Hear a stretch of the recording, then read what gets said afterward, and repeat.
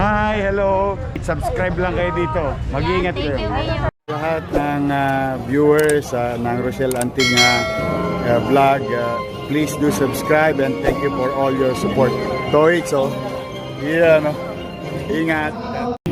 Isa sa inyo pong pagbibigay at pagkakataon na makasama po namin kayo. Maraming salamat po sa lahat po ng ating po mga punong barangay kasama ang kanilang mga konseho mula po sa ika-6 na distrito ng lungsod ng Maynila.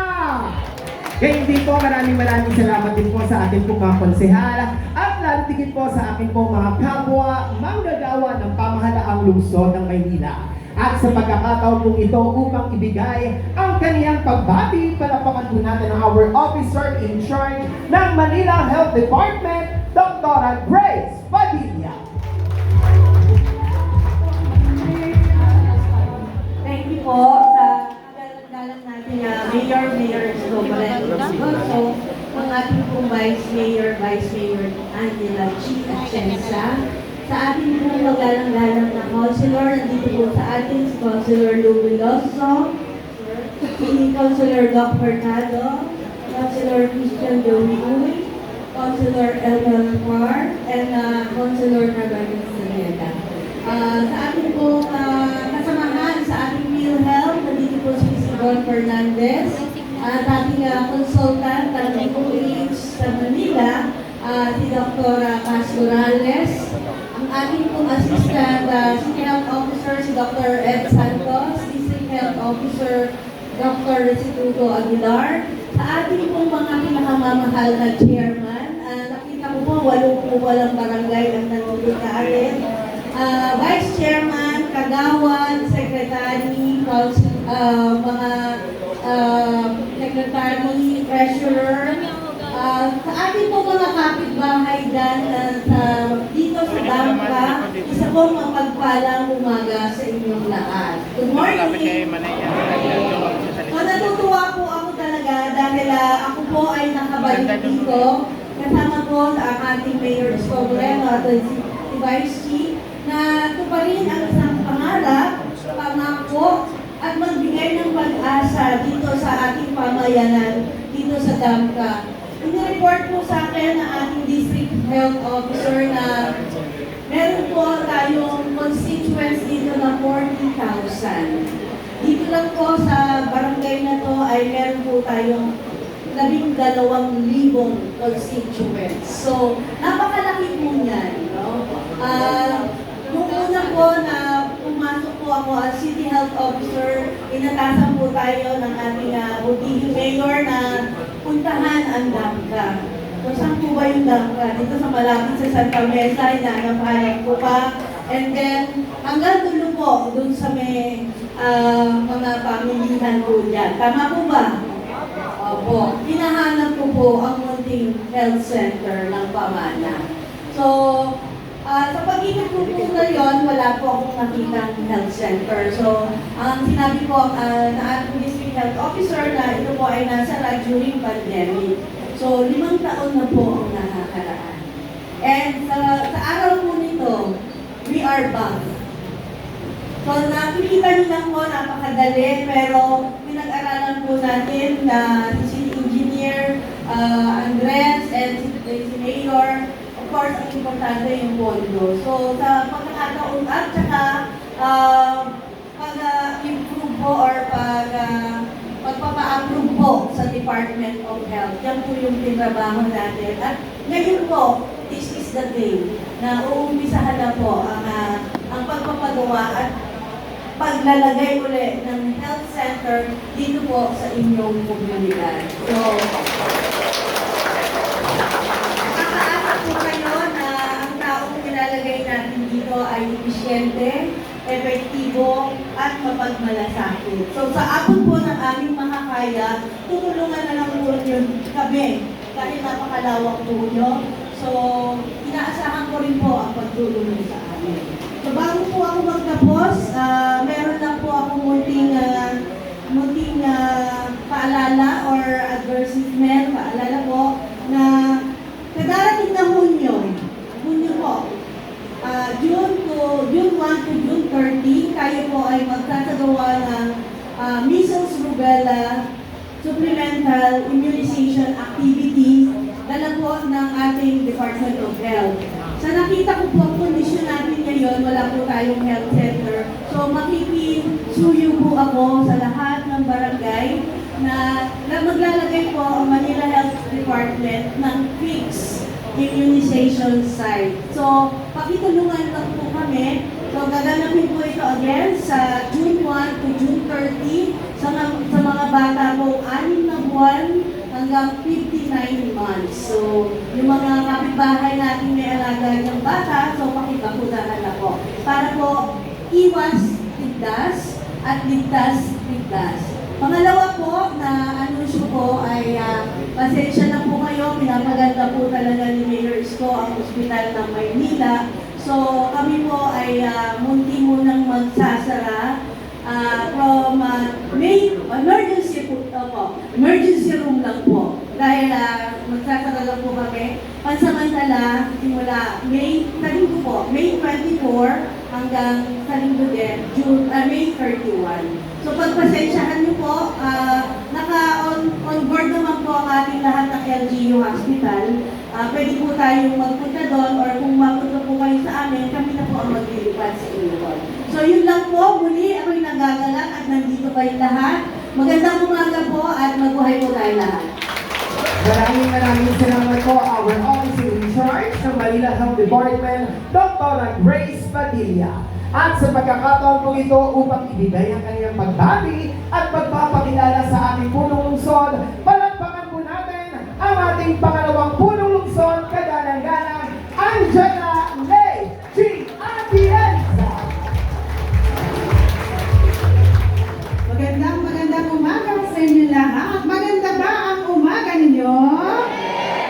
Pakiramdam ko rin, lalo na dito sa District 6. Dahil ngayong linggo, 2 na ang health centers na ginoutbreak ng ating mahal na alkalde. Kaya palakpakan naman natin siya. Pero bago po ang lahat, gusto ko munang bumati sa ating magaling na direktor na Manila Health Department, si Dr. Grace Padilla. Alam niyo, sa totoo lang, sa lahat ng utos siyo, dinayos sa mga hospital at health centers, siya po ang hindi natutulog dito kasama ni Diyos ko rin ng mga boso. At ako rin po ay bumabati kay Sir Julius Manalan. Ang ating napakasipag na city engineer, si Engineer Andres. Nakasama ko yung bata pa lang ako. Ang ating mga konsahal, pero hindi tumatanda. Chas! Sa ating mga konsahal na nandito sa ating harapan, talapakan din natin sila. Dahil sila po ang matulong mga pagkaroon ng ating alkalde. Kasama po natin bilang presiding officer. Ang ating magagaling at makikisig at magaganda na mga chairman at poging chairman na dito sa ating harapan. Ang mga kasama natin mula sa health board, sa lahat ng mga medical frontliners na narito ngayon, alam kong pilig na pilig dahil gaganda na ang health center nyo dito sa inyong lugar. Alam nyo, sa totoo lang, nung kami nangangampanya ni One, ang laging tumatatak sa aking tenga at sa aking puso ay ang pangako niya na tulungan ang bawat distrito dito sa Maynila na magkaroon ng epesyente health centers. Pero, isang health center na tumatak sa aking puso, lagi niyang sinasabi na pag-upo niya, papagandahin at papaganahin ang Pamana Health Center. At kahit paano, na-realize ko, lahat talaga ng mga gusto gawin ng ating alkalde, parang pamana yan para sa susunod na henerasyon. Alam niyo, bilang Vice Mayor at Presiding Officer, ang tunay na trabaho po talaga ay siguraduhin na ang kanyang plano para sa Maynila maisulong ng legislative side dito sa ating gobyerno. Kaya kasama ng ating mga konsihal, pag siya'y may inuutos, same day, pinupukpok po namin para bilis-kilos rin ang mga konsihal. But alam niyo, sa totoo lang nandito ako para ipakilala ang isang tao. Alam kong kilala niyo na. Pero, isang perspektibo ang gusto kong pakita sa inyo. Dahil, sabi nga nila, lagi akong nasa likuran ng ating alkalde. At nakilala ko siya. Nakita ko ang kanyang mga dasal araw-araw na mabigyan niya ng tunay na support ang pang-medikal ng mga Manileño. Dahil sabi niya, nung bata siya, hirap na hirap sila. At ayaw na niya merong bata, magulang, at pamilya na kailangan maghikahos para lamang ipaglaban ang kalusugan nila. Kaya ibibigay ko na po ang mikropono sa regalo sa atin ng Panginoon dito sa Maynila, ang ating nag-iisa, si Yorme Isko Moreno Caragoso.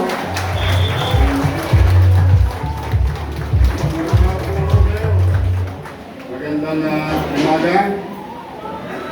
Mainit at naglalagkit na umaga. Dahil sobrang init. Gusto, sabi nga sa Bisaya, mapasok. Tama ba? Maraming salamat Vice Mayor si Jensa at sa ating mga barangay chairman na nandito sa Santa Mesa at iba pang bahagi ng District 6. Nadadalas ako. Nakadalawa na kayo sana, isang linggo pa lang ha.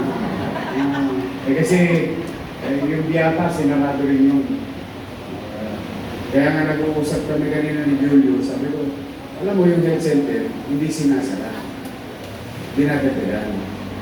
Kasi yung populasyon, dumarami. Ano nga siya, sabi niya, sir, pagpapasensyahan mo na ako, minsan nakakatigil ka din ng reklamo sa Esperanza. Hindi dahil sa hindi eficiente yung ating mga doktor ay medical frontline, kundi sa dami ng bulusok ng pasyente. Kahit naman sino magkwenta, kahit na manood tayo ng sinihan, di ba? Gusto natin panoorin yung sine, pag puno na. And that's why, ang inyong lingkod at 10 ng aking mga kasamahang lingkod bayan na inyong hinalat. Hindi dyan, si Voltaire, tayo mga kayo dyan. Alam mo, pogi-pogi. Sibang dalaga rito. Purong mukhang dala na lahat. Meron sa labas. Okay. Ayaw. May asin ko si Nanel. Si Voltaire, si Elmer Pag, Christian Joey Huy, Doc Mercado, at ang kasing edad ng mga lolo at lola ko, si Lou Veloso. Ayan, yung mga yan, ito daw po yung sinasabi ni Vice Mayor. Habang wala kaming pera, kami gawa ng disenyo, improvement, planning. Kaya si Andres, hindi yan mapagkakatulog. Pero bilib ako, no? Bata ko lang si Chick, kilala niya na si Andres. So alam niyo na, matanda na si Andres. Sabi niya, magkababata raw sila. Sapagkat ayaw kong sayangin ang oras. Para pagkakataon, sabi na lang ang problema. Kasi yung nauna yung pera, saka pala mag-iisip ng gagawin. Kaya ang inyong pamalang sa hindi natigil ng kakaplano at pagka meron na, tira na. And today is the day that the Lord has made. We will rejoice and be glad to Him. Kanta na pala. This is the day, this is the day that the Lord has made, that the Lord has made. Tama na, wala akong dalang pansit saka kasi after mo charismatic mong araw, dinatayo ko yun. Kaya very close sa atin yung kanta kasi mga araw, nung nataps ka, di ba may charismatic. Magkakantaan. Ang pagkantaan na, ang susunod nun, chicha na. Pero nasokas yun. Eh, naabangan namin mga. But, kidding aside, I think this is the day that the Lord has made. Wherein, you paid the price for so many years. You were deprived of such healthcare facility. Now, we are happy to inform you all the challenges financially or fiscally ng City of Manila.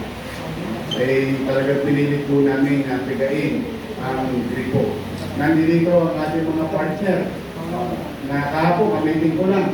Ay natutuwa naman ako, ay maganda ang datingan ng Maynila o pagdating sa PhilHealth. O palupagan natin ang ating mga taga-PhilHealth. Mga taga-DOH, ang paggawa ng health center at paggawa ng ospital ay hindi po sisimpleng bagay. Kaya kung sinasabi ko, wala pang pera, gawin mo na yung plano. Kasi the plan itself will take months and weeks and you have to have it approved sa national government, in this case, DOH, which you are required to acquire PTC,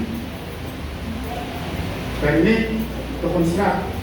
Ibig sabihin, kung ano man ang disenyo na gagawin dito sa inyong health center ay nababagay sa alituntunin ng pagkakatatag o pagtatatag ng isang health center. So hindi siya minuestra lang o kinokorokis-korokis lang. It has to have an acceptable plan ayon sa mga regulasyon at espesyalista ng national government. Kaya kami lagi nga na pagtulungan sa kanila at magabayan kami. Pero sigurado ako, yung pawis nyo ngayon, sa susunod na punta ninyo rito sa December, naka-jacket na kayo. Matagal ko pong gagawin ito, pasensya na kayo. Ang nagsasabi ng tapat, nagsasama na? Kasi pag nakita nyo yung pasilidad, para na kayong hospital dito. I mean, the way I look at it, yung mga nakakarga rito, yung mga bungan, taas sa kamay, ayan, magandala. Anong gusto nyo? Marami ako sa North Cemetery, sa cemetery. Maganda ako ito. But kidding aside, X-ray, mga pang-senior, pang-bata, pang-textbook, and everything. The basic, lahat ng basic na pwede i-deliver sa inyo, sa isang health center ay makakamit nyo dito. On top of that, okay, magdala, hindi nyo kailangan mag-online. Kasi naalala ko yung online kasi may matanda ron. Kaya, buti na lang, nabalikan. Wala na yung online. Sabi niya kanina, maganda lang. Diri mo, dati, nag-online ako ng Lunes, kinabukasan, nawala pa yung data ko. No. Kami, sa part namin, sa instituto, kaya head natin ng buong district, sa part namin, kami mga nasa frontline, ang kailangan namin gawin is kunin ng data. Hindi kayo para pahirapan. At ang obligasyon namin is sumiti sa PhilHealth yung data namin. Hindi sa inyo manggaling ang obligasyon. Kami ang may obligasyon. Kaya, pumanatag kayo. Informen. Kasartan. Kalisuda. Ay, pipilitin ko. Katulad ng mga iba natin pinagawa. Marami na po tayong nireclaim. Binawi. Marami naman tayong binuhay. At marami pa tayong idadagdag na health center sa lungsod ng Manila. Yung nauna na natin na nag-i-exist, we will continue to develop one by one, each and every one of it. We will remodel it, we will modernize it, we will equip it for a better healthcare. Piyay-piyay, dahan-dahan, one at a time, but we will not stop. Just imagine, ilang buwan pa lang ako, nakakailang disgrasya na kami ng health center, hindi pa kami titigil. Hindi yung kami titigil talaga. Kasi kahit na ang tsapi natin, kakakarampot, kahit na yung pera natin, kakaunti, I will make sure that we will continue to invest into MBN. Minimum Basic Needs. Housing, education, healthcare, and jobs. Doon na tayo iikot itong pamahalaan ito under our leadership. Yung iba, mga palamuti na lang, nag-beijing na lang yun. Pampasarap sa likado, malinis, maliwalas, panatag na pamumuhay sa lungsod ng Manila. But the basic ingredients para itaas ang antas ng pamumuhay ng tao, siyang aming pupuhunan. In fact, sino sa inyo maraming minahal, taas ang kumain? Wala kayong minahal? Kaya palang walang may sakit sa puso sa inyo. Oh, yung mga tao maraming minahal, malamang nagbara-bara na mga ugat ko sa puso. Ha? O huwag kayo mag-alala. O, kahapon, nag-resume na ulit. We, Manilans, tayo lang, na lokal na pamahalaan na may cat lab sa buong Pilipinas. Ano yung cat lab? Para ba yun sa pusa? Hindi po. O sabihin mo ng ano? Catheterization? O yun na yun. Pero para sa madaling salita, ano po yun? Doon po, nung una ninyo kung pinagkatiwalaan, nung pinagawa natin yung ospital ng Maynila, nagtatag tayo ng isang area kung saan sa lahat ng mga nababasa kong sulat, napapansin ko maraming tinatamaan sa puso, sa cancer. Sabi ko, I think it's high time, lagyan niya yan ng ano, para sa puso. Tapos makipag-coordinate kayo sa heart center, makipag-coordinate kayo sa UB, PGH. Tapos, hindi madaling salita, by tens, multiple tens of millions, ang halaga ng makina, ng laboratory. Eh nung nawala po ako, hindi ginamit. Ayan ang totoo. We call a spade a spade. Nakaimbak doon. Bakit? Dahil malaki ang gastos ng pamahalang lungsod sa posibleng isang pasyente. Totoo. Yung gagastusin ng taxpayers' money para sa kanyang mamamayan, napakalaki. Ang termo ko naman, dapat ninyong pinangihinayangan yung gastos sa isang tao na mabuhay lang. Hindi ko mag-gets eh. Sa totoo lang. So hindi yun siya tumakbo. Nung nakabalik ako, salamat sa inyo. Landslide na naman ako sa Dampa. I love you.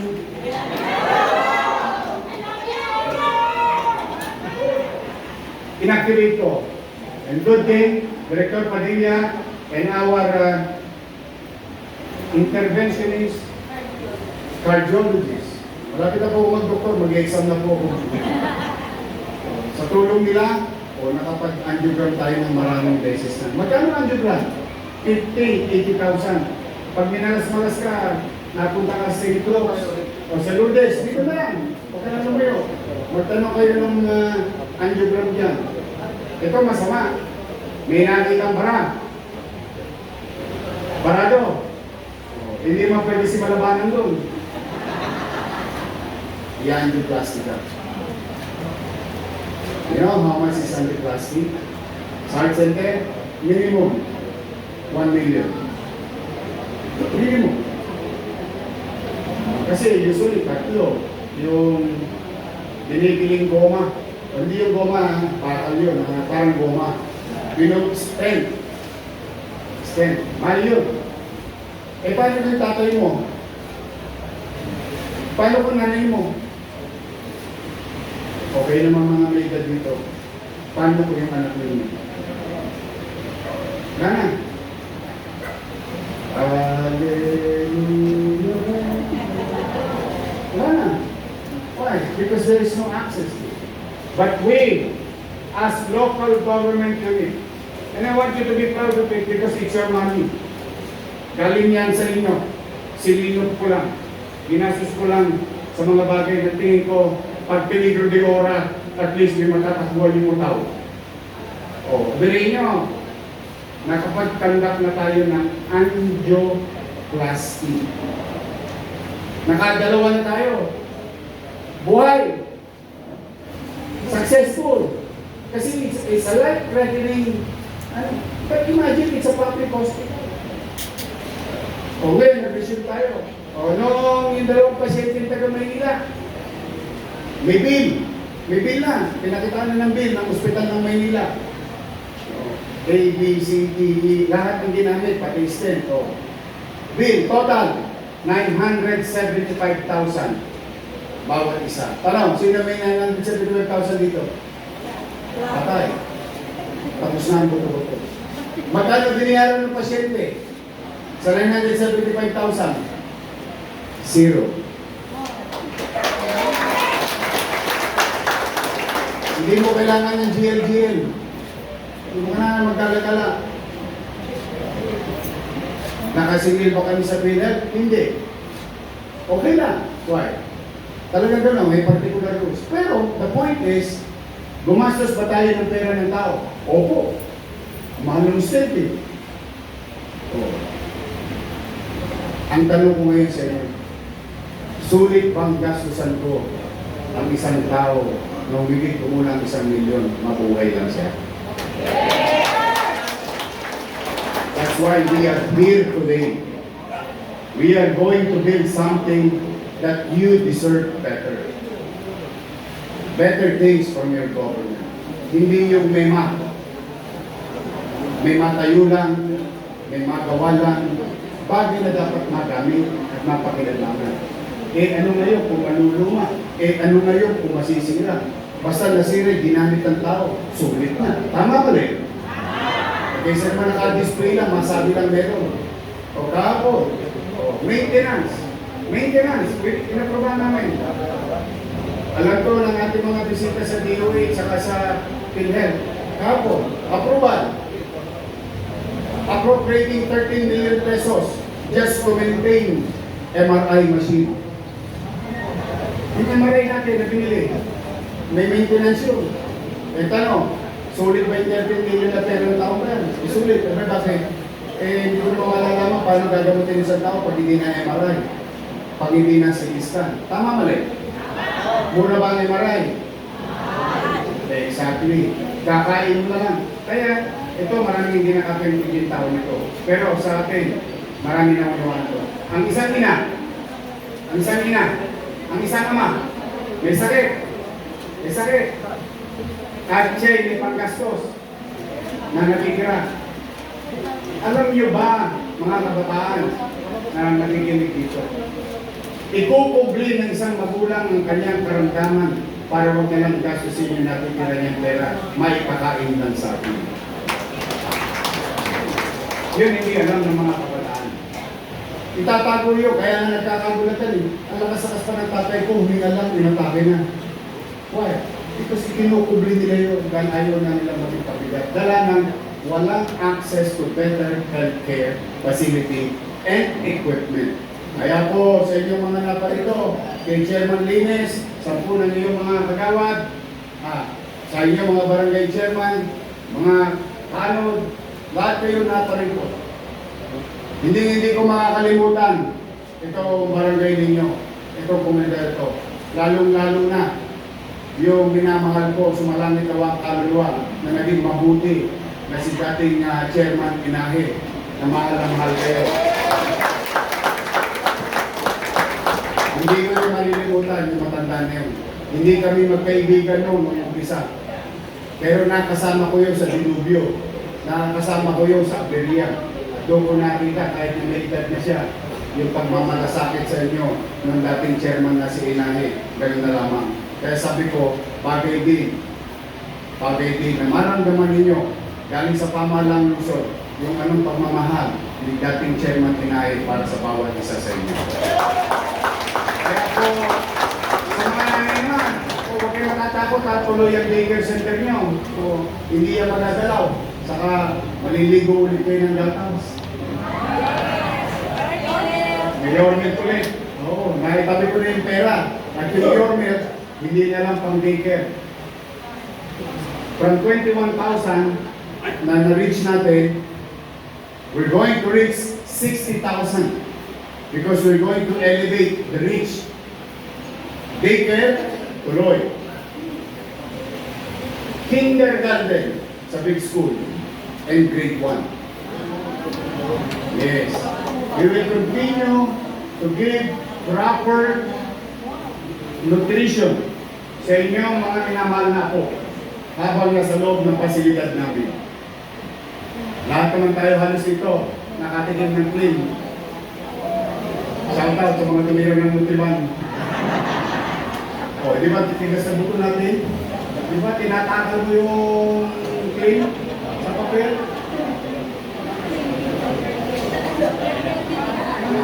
Kasama ka. Kaya ako pero kita mo, ang titibay natin. Ganun din ang gusto kong mangyari sa mga apo ninyo at mga anak ninyo. Now, again, this is for you. This will take up to December. But what I believe, when we commit, we will deliver. Sa Pasko, dito tayo mag-Christmas party. Bukas na. Ang pamana. At saka, meron lang akong personal na gusto pasalamatan. Sino nga yung doktora dito dati matanda? Franco. Dr. Franco. Gusto ko yung alam sa inyo. Ha? Kasi nakamigin ko yun dati. Sabi niya, Yorme, sana pag nakabalik ka, pwede ba ibalik mo yung pamana health center? Kaya niya sa, I have to give it. Ako, gano'n naman ako lagi. I always give credit where it's due. Eh gusto ko lang i-shout out si Dr. Franco. Kaya mga nanay ko, mga tatay ko, mag-ingat kayo. Mainit! Tingnan kayo maraming tubig.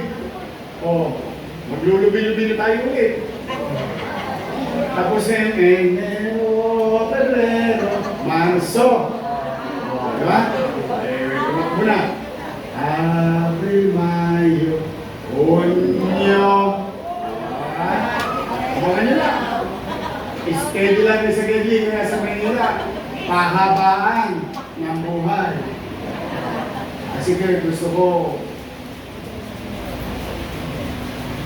talaga yung mga lolo't lola natin sa pinagdatagal ng panahon nilang namumuhay sa Manila. Ngayon lang nila maramdaman na may gobyerno sila ang prioridad at pinagmamalasa.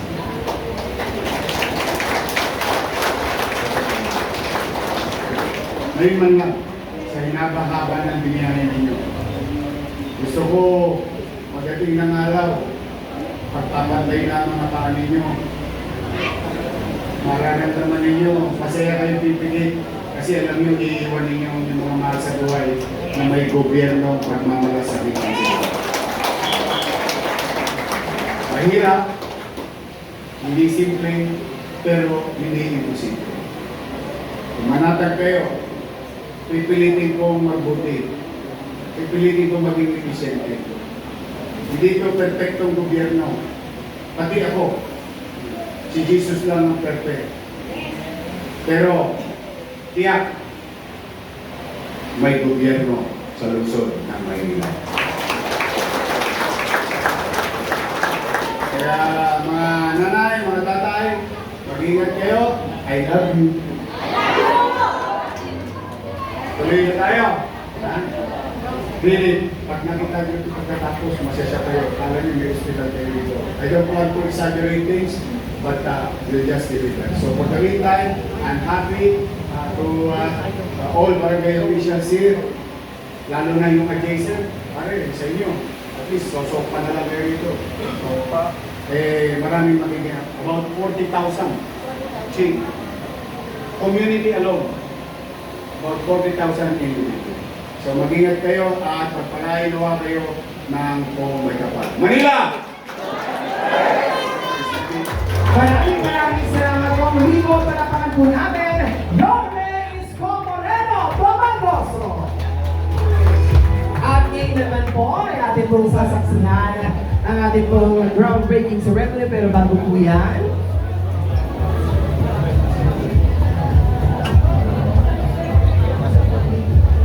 iyan ang pagregla sa plano.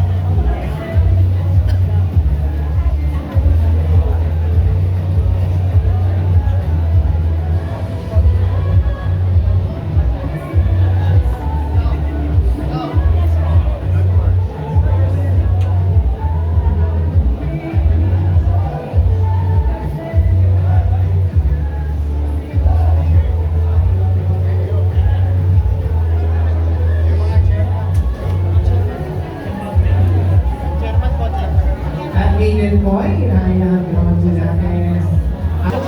Pwede ka pumasok sa loob.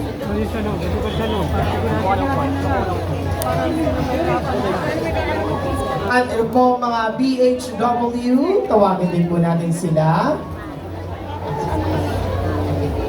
Ayan, sa lahat po ng mga gusto po sa ating pong photo ops, ready lamang po kayo rito sa gilid.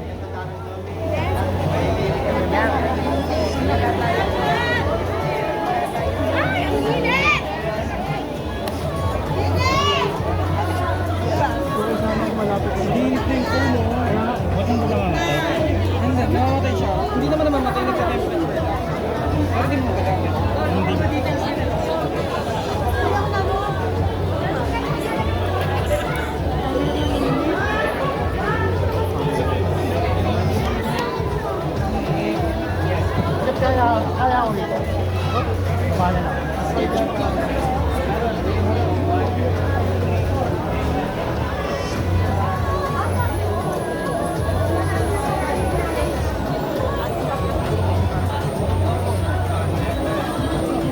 Ayan, pwesto na po.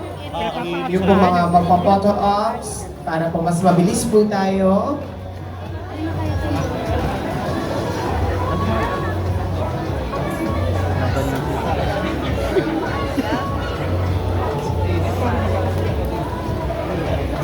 Maraming salamat po sa lahat.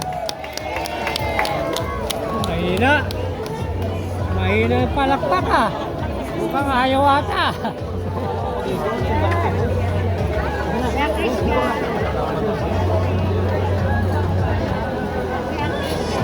Gusto mo sa harap mo ako, James? Kasi parang ako.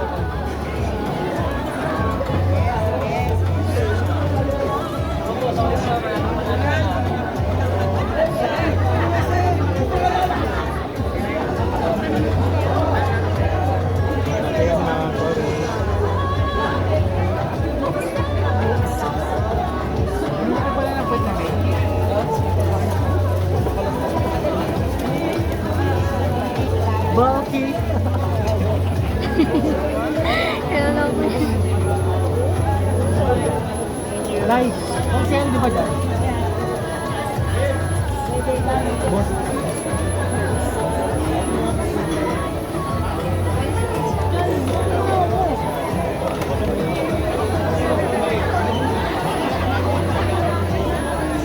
Possible, sir.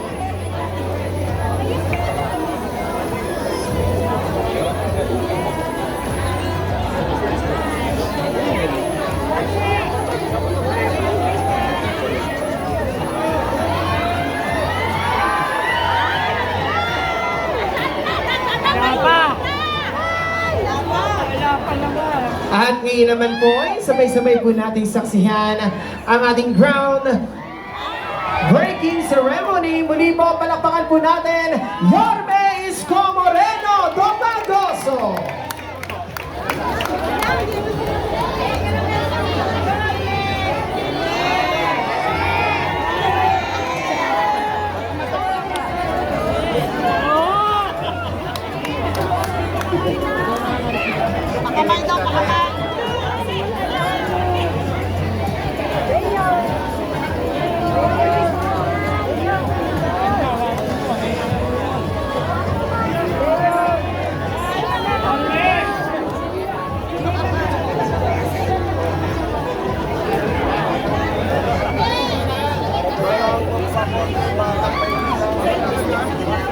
Ayan, sa bilang na 5, sabay-sabay po natin saksihan ang ating groundbreaking.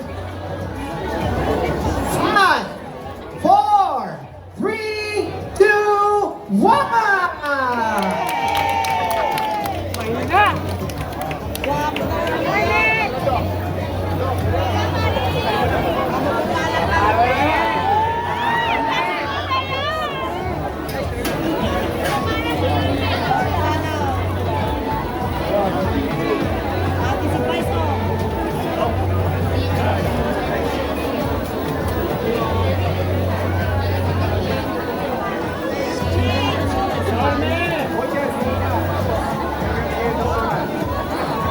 Muli po, maraming salamat po sa lahat po ng ating nakasama ngayong umaga. Lalo digit parinig naman po ng isang malakas na palakpakan ng lahat ng ating mga kasamahan mula sa Damka! Kaya na lang po, excited na po kayo sa renovation of Pamana Health Center dahil ilang buwan lamang po ay makikita na natin ang ating napakagandang health center.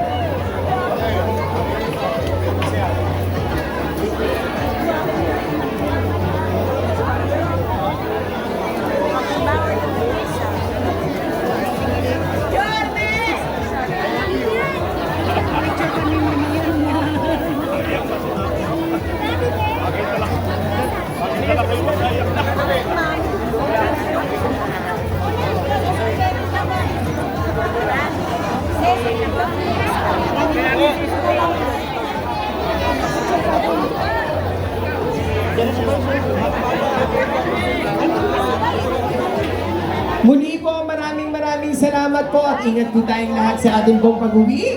At sabay-sabay po tayo, Manila! God first! Jollibee po ba magpatensyon yung grupo namin? Jollibee, patensyon po yung grupo namin.